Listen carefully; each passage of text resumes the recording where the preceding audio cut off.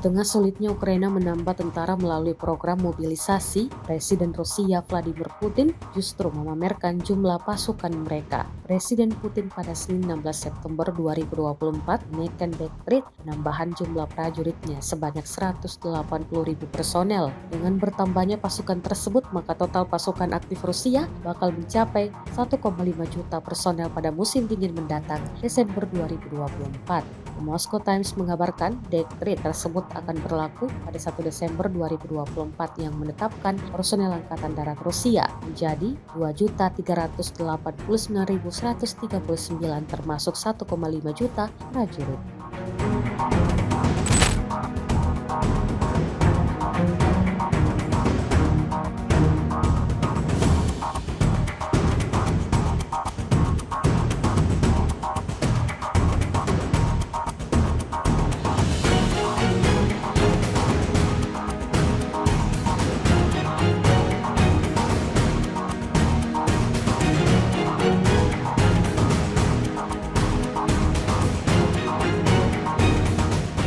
Download Tribun X sekarang, menghadirkan lokal menjadi Indonesia.